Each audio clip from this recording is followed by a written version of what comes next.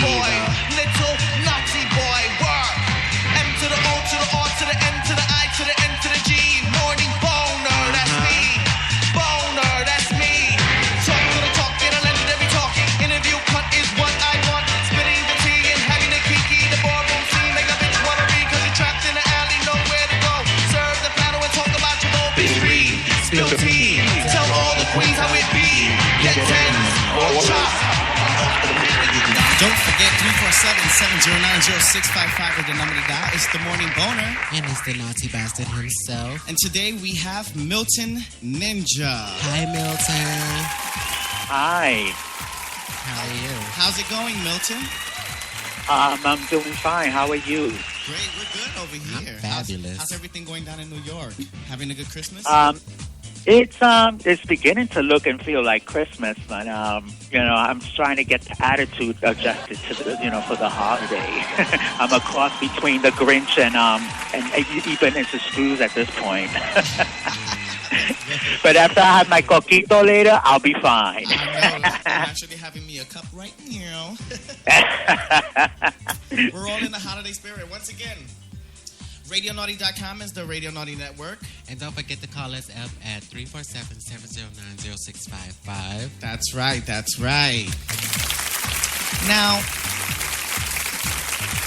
I want us to go into a little exclusive interview with you, Milton. Is that okay with you? That's fine with me. Is there anything you want to say first before we start the interview? Like for everybody who's tuned in, any shout-outs or anything to anybody? Yes, some particular shout-outs in particular in the Fort Lauderdale area in Florida. Shout out to my grandson, Danny Ninja Infinity, and his wife, Ruby, who I had the pleasure of meeting for the first time this year when I was on vacation down there. They gave me so much love, and, they're forever in my prayers. So shout out to them. Shout out to acting mother, my Mimi Ninja, and Yasser Ninja down in Florida. They were also very gracious to me, and we just had a fabulous time at the Manor. So shout out to all y'all guys, and I'm coming back soon. I'm coming back real soon. That's great. That's good to hear. No one ever gives me a shout out. We wanted to go into the interview like this. Now, you're considered as legendary already. You know that, right? Yes. Yes. Shout out to that. Okay. What were some of the original heads of the houses back then in your time? Oh, there were so many. I mean, I can think of like various houses in which they were original mothers that, have long since, went on their own separate ways, but the ones I could remember was Harmonica Sunbeam when she was mother of the House of Adonis. And that was the first ball that I walked back in 84. Some people dispute that it was earlier, but I remember it was 84. And there was also, I would say, as far as like the Adonises, Larbasias, and people like that, they were kind of just staples in the house. And I remember vividly Avis still being mother of the House of Pandoris before she passed away. So there have been icons that set the place, that set everything in stone before when I entered. So I was, privileged enough to witness their fabulosity before they passed. You know what I mean? And that elements of who they are still like involved in me today. And what were some of the original categories? Oh, wow. I remember some categories like Designer's Delight when people used to make their own garments instead of with just label categories. Don't get me wrong. I live for the label categories too because I believe our people should look good in what they're wearing too, but Designer's Delight was one of them. Puss in Boots was another one. Hair Affair used to be another one. Skirts Ahoy used to be another one. So there are lots of categories that, have kind of faded away over the times, and the only one that I remember is kind of getting some sort of, bring back to life is Sneaker versus Sneaker. But aside from that, it's all about the labels and the walk and the productions and everything now than ever before. So back then it used to be a lot about creativity, and Boss would have maybe once every 4 months once every 4 to 6 months.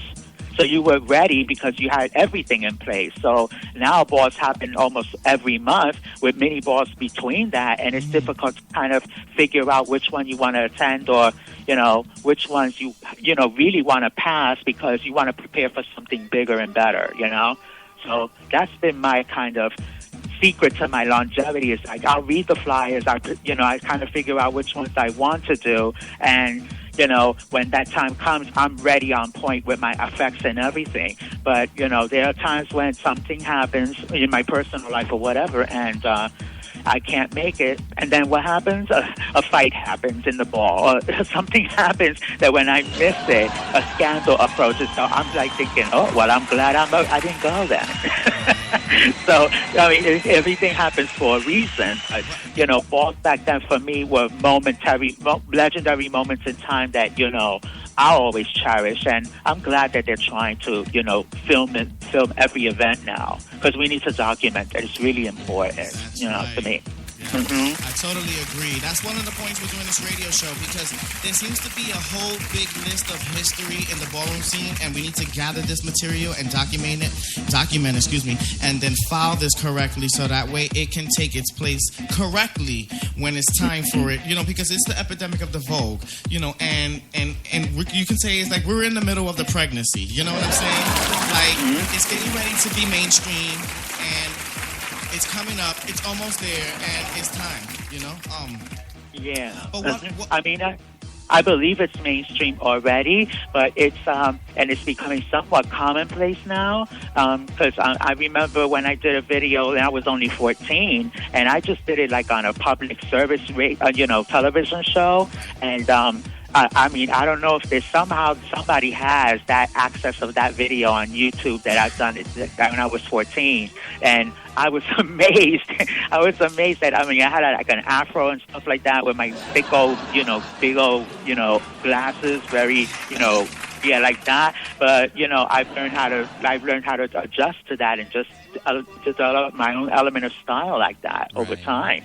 And I'm just amazed that now it's so mainstream, and I'm very proud of seeing people taking it to a global level now. So it's like the ninja girls and from Russia and Japan are really selling it and storming, and I couldn't be prouder. Willie would have been proud if God bless her dead if he were alive, in my opinion. Yes, shout out to Willie Ninja, definitely. We must definitely give him some recognition.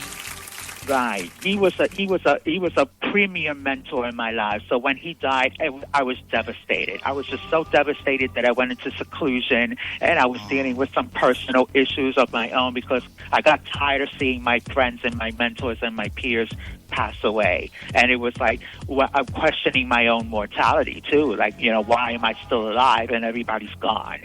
So those moments like that, and with, days like World AIDS Day, stuff like that happening, it all comes back to me.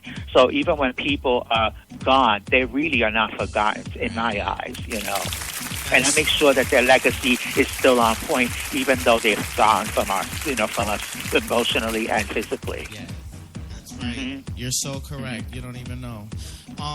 In the beginning, okay, I've been asking everybody this, and it seems like everybody keeps telling me, okay, we don't know. We have to ask an older source, somebody who's been in the ballroom scene longer than we have. How exactly did the ballroom get on the scene? How did it start? I learned from word of mouth.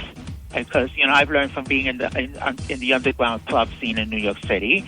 So when I first went to Midtown 43, and that was a primarily black gay club, and I went there with a couple of friends, and I was just learning to discover my sexuality. So when I started seeing voguing in the clubs, it just naturally progressed from learning how to do that at home, because I wasn't even going to do voguing in the clubs because I was still learning. So Moldavia LaBeija first saw me kind of perform at the pier, and she was the one that kind of took me to the side and told me, practice, practice, practice. You're going to be legendary one day. She told me that, and I thought about it like, legendary? What's that about? I was still naive and still learning about all of this. So she said, whatever you're doing, just keep doing it. Keep practicing and practicing. And when you walk or whatever, like if you're pretending you're walking the runway, walk like it's nobody's business. So when you're in the whatever neighborhood you're in, you walk like you own the streets, like you own the runway. So people kind of take that, arrogance, that attitude for arrogance as confidence is arrogance. So it's not true. But ballroom has taught me to be more confident about me being a Latino gay man and just being out about myself regardless of the circumstances or people around me. So ballroom elevated from the underground club scene, and it's who you knew in the clubs and who you were associating with when you were hanging out in the clubs. And then that's when I found out about the houses and the balls, and it was all underground through the flyers and stuff like that. And that's how I joined my first house, and that was I was a Richard. That was my first house. So shout out to Mother Taraji, Father Richard, because we still keep in touch on Facebook, and I think that's beautiful to do that, So yeah. Yes, I didn't know that. You know what? You taught me something. I didn't know you was a Richard. That was the first house. That was my first house. That's yeah. awesome. I mean, of course, Richard's had its evolutions afterwards. At one point there was John Gabriel, who was father, and Angel, God bless her, that who was a sickening designer, and people like Leah and Sarah and all of them that kind of molded and shaped me to become who I am with my category. So I'm just so grateful for their friendship and their influence in my life in terms of ballroom. And there are people that I've met through the course of my life that for some reason or another, they do know or they don't know that they've impacted me in such a grand way. Has anybody ever told you that your personality is so humble and so honest and so loving?